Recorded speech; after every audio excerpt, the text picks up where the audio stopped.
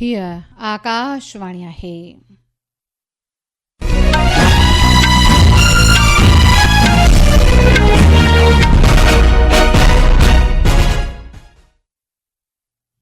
हाणे हीना अगनाणीअ खां सिंधीअ में ख़बरूं ॿुधंदा।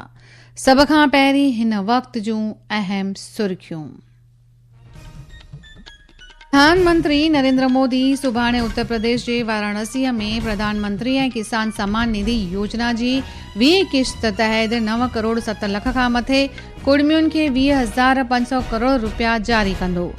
चूंड कमीशन अॼु बिहार में ख़ासि गहरी नज़रसानी क़दम जे तहत तयार कयल वोटरनि जी फ़हरिस्त जो मसौदो जारी कंदो। बैंकिंग कानूनी दुरुस्ती नियम 2025 जो मुख्य इंतज़ाम अॼु खां अमल में।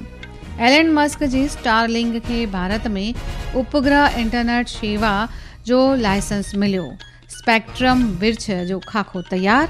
ऑगस्ट ऐं सेप्टेम्बर में आम खां वाधू मींहुं वस जो अनुमान ऐं रांदियुनि में क्रिकेट तहत करुण नायर जो अधशतक।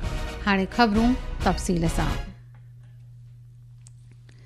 प्रधानमंत्री नरेंद्र मोदी किसान जी निधि वारी नियम ऐं योजना तहत 20 किश्त सुभाणे कुड़मियुनि खे वाराणसी जे दौरे दरमियान मुहैया कराईंदो। 20,500 करोड़ रुपयनि खां मथे जी रक़म जी 9 करोड़ 70 लख कुड़मियुनि खे रसद थींदी। हू जनाब 20,200 करोड़ रुपयनि जे मुख़्तलिफ़ तरक़ीअ जे कमनि जे प्रोजेक्टनि जो महूरत कंदो ऐं संगे बुनियाद रखंदो। प्रधानमंत्री वाराणसी भदोही रोड में ऐं छितौनी शुलटंकेश्वर रस्ते जे वेकरेकरण ऐं पक्केकरण तोड़े मोहनसराय अदलापुर रस्ते ते भीड़भाड़ खे घटि करण लाइ हरदनपुर में रेलवे ओवरब्रिज जो इफ़्तिताह कंदो। अचो त ॿुधूं ही अहवाल की जाएगी।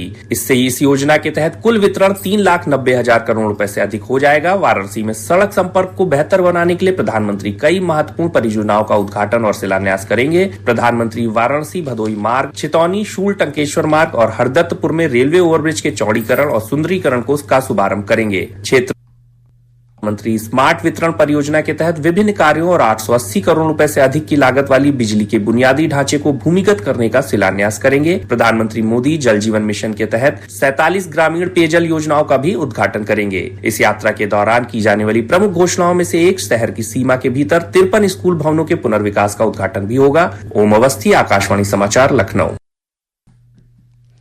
चूंड कमीशन बिहार में अॼु गहरी नज़रसानी क़दम तहत बिहार में वोटरनि जी फ़हरिस्त जो मसौदो शाये कंदो। वोटरनि जी फ़हरिस्त जो मसौदो शाये थियण खां अॻु पंहिंजे संदेश में मुख्य चूंड कमिश्नर ज्ञानेश कुमार चयो आहे त वोटरनि जी फ़हरिस्त जो तबई ऐं डिजिटल रूप बिहार जे सभिनी ज़िलनि में ज़िलाई अमलदारनि खे मुहैया करायो वेंदो। हुन चयो त बिहार जे मुख्य चूंड अमलदार ऐं 243 चूंड अमलदार वोटरनि या कंहिं बि मञता हासिल कयल सयासी धुरियुनि खे वोटरनि जी फ़हरिस्त में कंहिं बि गड़बड़ियुनि वास्ते पंहिंजो एतिराज़ दर्ज करण लाइ नींड ॾींदा। रूप मतदाता सूची के प्रकाशन के बाद आज से दावे और आपत्तियां ली जाएंगी। 90,000 बूथ लेवल अधिकारियों को भी कार्य में लगाया गया है। बिहार विधानसभा के सभी 243 निर्वाचन क्षेत्रों में निर्वाचक निबंधन पदाधिकारी संबंधित राजनीतिक दलों और मतदाताओं से दावे और आपत्तियां लेंगे। लोगों की शिकायतों के समाधान के लिए शिविर भी लगाए जाएंगे। प्रारंभिक मतदाता सूची के संबंध में लोगों की शिकायतों के निवारण का यह एक प्रमुख तरीका है। यह प्रक्रिया अगले महीने की 1 तारीख तक चलेगी। 25 सितंबर तक दावा आपत्ति से संबंधित विभिन्न आवेदनों की जांच होगी। इसके बाद 30 सितंबर को अंतिम मतदाता सूची प्रकाशित की जाएगी। इसके आधार पर ही राज्य में आगामी विधानसभा चुनाव कराए जाएंगे। धर्मेंद्र कुमार राय, आकाशवाणी समाचार, पटना। बैंकिंग खिते इख़्तियारी तहत सुधारा तोड़े सीड़प ऐं जमाकर्ता जी सलामतीअ जी तस्दीक करण लाइ बैंकिंग कानून दुरुस्ती नियम 2025 अॼु खां असर में। माली महकमे ॿुधायो आहे त हिन साल 15 अप्रैल ते इहो कानून जी पधिराई हिन साल कई वई हुई ऐं पब्लिक सेक्टर बैंकुनि में ऑडिट जी ख़ासियत में सुधारो ऐं सहकारी बैंकुनि में अध्यक्ष ऐं डायरेक्टर्स जी मयाद खे छॾे डायरेक्टर्स जे सॼे वक़्त मयाद खे वधाइण जो मक़सदु रखियो वियो आहे। सदर साहिबा द्रौपदी मुर्मू अॼु झारखंड जे ॿिए ॾींहं जे दौरे दरमियान 45 पदवी अनायत समारोह में इंडियन इंस्टीट्यूट ऑफ टेक्नोलॉजीअ में शामिल थींदी। सदर साहिबा संस्था में अटल खोजना मर्कज़ में क़बीलाई औरतुनि द्वारा लॻायल नुमाइश जो दौरो कंदी। उहा संस्था में पदवी समारोह में प्रधानमंत्री जे मुख्य एवज़ियुनि PK मिश्रा खे डॉक्टर ऑफ साइंस डिग्रीअ सां सन्मानित कंदी ऐं 20 होनहार शागिर्दनि खे तमगो अनायत कंदी। ही ख़बरूं तव्हीं आकाशवाणीअ तां ॿुधी रहिया आहियो।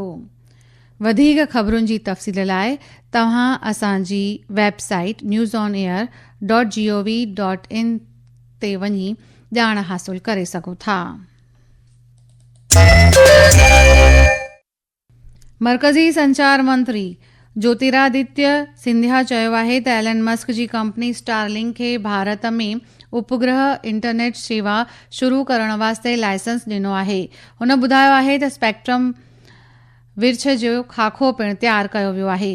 नई दिल्लीअ में मोबाइल टेलीफोन जा 3 साल मुकमल थियण जे मद्देनज़र मुंतज़िम मोबाइल कॉन्क्लेव खे ख़िताब कंदे श्री सिंधिया चयो आहे त गुज़िरियल 11 सालनि में भारत जो डिजिटल सफ़र बहितरीन रहियो आहे।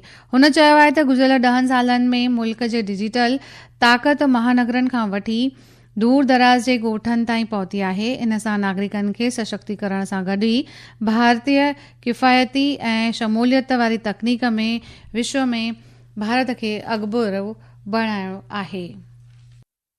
पर आज देश के 2,14,000 ग्राम पंचायत जुड़े हुए हैं OFC फाइबर के साथ और भारत ने द्वितीय योजना के आधार पर $17 बिलियन 1,40,000 करोड़ रुपए की योजना किसी अमेरिका और यूरोप ने नहीं सोचा, वो प्रधानमंत्री नरेंद्र मोदी जी हमारे 6.5 लाख गांवों को OFC ब्रॉडबैंड के साथ जोड़ने जा रहे हैं। सिक्किम मुल्क जो पहिरियों राज्य बणियो आहे जिते दस्तूरी तौर ते आराम करण लाइ मोकल वारी योजना लागू कई वई आहे। सरकार पंहिंजे वक़्त मयाद खे ख़ासि तौर सां नौजवाननि खे निजी तौर ऐं पेशेवर विकास जे वजन खां मुहैया कराए सशक्त बणायो आहे। इख़्तियारीअ वारनि ॿुधायो आहे त अगस्त 2023 में शुरूआत में ही इन योजना जे तहत राज्य जी घटि में घटि 5 साल लगातार सेवा पूरी करण वारे नेमायती कर्मचारियुनि खे 365 ॾींहनि खां मथे 80 ॾींहनि जी मोकल ॾिनी वेंदी आहे। बांग्लादेश जी पहिरें राष्ट्रीय गणतर्फ़ी ग़रीबी फ़हरिस्त मुल्क में ॿारनि ऐं माण्हुनि जी सूरत हाल खे बर्दाश्त न कंदड़ हक़ीक़त उजागर कई आहे। यूनिसेफ खां काल्ह जारी प्रेस बयान खे ख़ासि तौर ते बांग्लादेश जे ओभरी इलाइक़नि में रहंदड़ माण्हुनि जी अफ़सोसनाक सूरत हाल साम्हूं आई आहे। मुल्क में 10 मां 3 ॿार तमामु ग़रीबी रेखा जे हेठि जी रहिया आहिनि। बांग्लादेश में ग़रीबी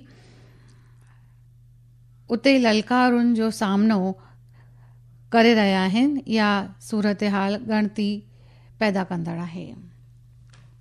बांग्लादेश में सिलहट ओस्मानी अंतर्राष्ट्रीय हवाई अॾे ते काल्ह मंझंदि जो बोर्डिंग ब्रिज जो हिकु फीतो फाटण सां हिकु तकनीशियन जो फौत थियो आहे। रांदियुनि में लंडन में इंग्लैंड सां गॾु 5 ऐं आख़िरी टेस्ट मैच जे पहिरें ॾींहुं काल्ह 6 विकेटुनि ते 204 रन्सूं भारत जोड़ियूं। करुण नायर अहम 50 रन्सूं जोड़ियूं आहिनि। आख़िर में ख़ासि ख़बरूं हिकु दफ़ो वरी ॿुधंदा। प्रधानमंत्री नरेंद्र मोदी सुभाणे उत्तर प्रदेश जे वाराणसी में प्रधानमंत्री किसान सम्मान निधि योजना जी 20 किश्त तहत 9 करोड़ 7 लख खां मथे कुर्मियुनि खे 20,500 करोड़ रुपया जारी कंदो।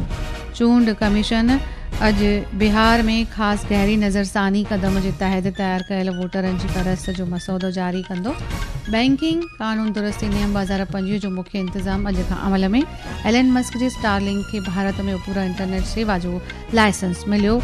ऑगस्ट ऐं सेप्टेम्बर में आम खां वाधू मींहुं वस ऐं क्रिकेट में करुण नायर जो अधशतक। ख़बरुनि जो सिलसिलो पूरो थियो। इजाज़त ॾींदा।